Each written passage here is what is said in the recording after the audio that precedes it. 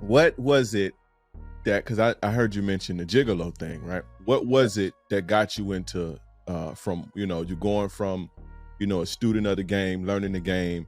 What got you into the gigolo game? And for the listeners, the young listeners who don't know, explain what a gigolo is. All right. Well, first, a gigolo is somebody that gets paid for women, not for fucking. Everyone thinks it's fucking. It's for I fill in the gaps that their men can't fill in.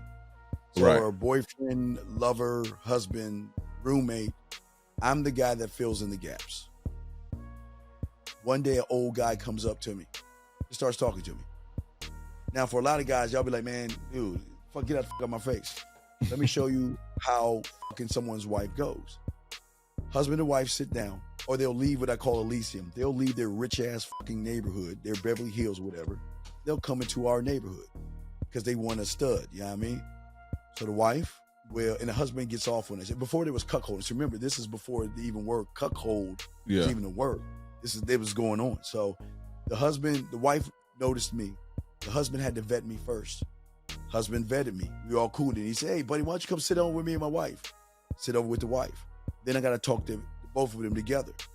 Then the wife would signal him, which he did. And he said, oh, okay, I'm going to get some more drinks for us. I'll be right back. So her and I can have a vet one-on-one. And then when he comes back, sits down, she gives him the signal of, okay, well, you know what? Hey, let's get out of here. Hey, we got a room, And there you go. So I kind of got my toes in there by fucking someone's wife while he was watching. But here's the thing. The thing about underground orgies and threesomes and shit like that, swinging, it's a network.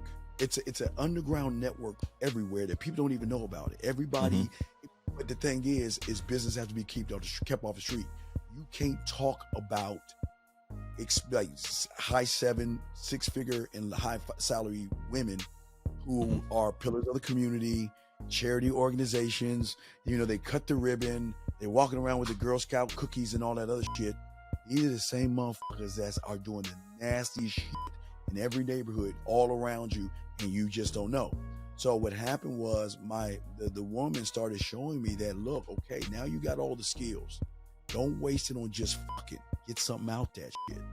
And so then what I started doing is I started positioning myself in the orgies, doing a little bit of shit, but also using the poetry, using my creativity. Then I started hooking them in. And then, see, once you're in, you're in.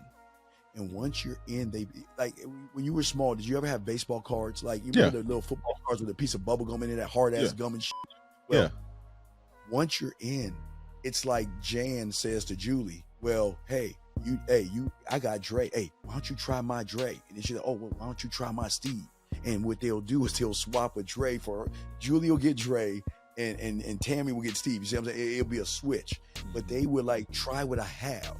And they will pass you around to you're not only you get passed around, but you're also in the orgies or, I got someone that has a wife that she wants 2 guys to fuck her, or, she wants another woman, another guy. You free. And then you get paid. They would put the money on the table and all the other stuff. But as a gigolo, I thought it was about the fucking.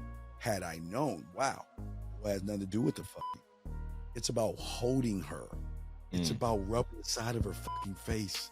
It's about tickling her, being the bath with her. Everything that the husband, like I said before, the husband or the boyfriend is not doing, I had to fill in those gaps. But as I was filling those gaps, I was still evolving. I was still working on my poetry. I was still, winding above my bed, working on my crib, and I was working on my scribe and all that.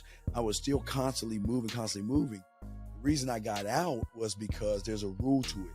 See, people don't understand when you deal with fucking people that have money. We're talking about 1%ers, or sometimes they're not 1%, but with people money, they don't like the word no. They don't like the word no. Right. And the problem was, again, the drug of me, my arrogance fucked things up, because the one I did what I did to, she got so hooked, she wanted to leave her situation, and she felt that she could control me. See, when they get in tune with you, because that's my job, to hook you in, because I'm hooking you on that money.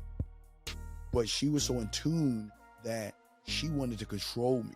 She didn't want me with anybody else. And if I was with somebody else, she got mad. Because again, listen, I was making $4.35. I had to ride 2 buses to go to work. had a small apartment. I didn't have much clothes or anything. So all that money, clothes, I didn't have anything. But I was driving her fucking BMWs and shit. She would take me on money, a skirt. We would spend money on me, leave money on the table, buy me jewelry, all that. She would just, but investing. I had to let go. Right. She tried to buy me a car. That's when I got out. Because the car means you own me. I don't know. I won't keep making the butt. No, you can't own me. And that's the problem. When they fall in love, they wanna leave everything behind. I want to leave you. I want to be with you. And it got too, because I didn't know the power that I learned at 14 that tapped into a woman at her core. See, a lot of people don't understand this. A lot of women have never reached their core.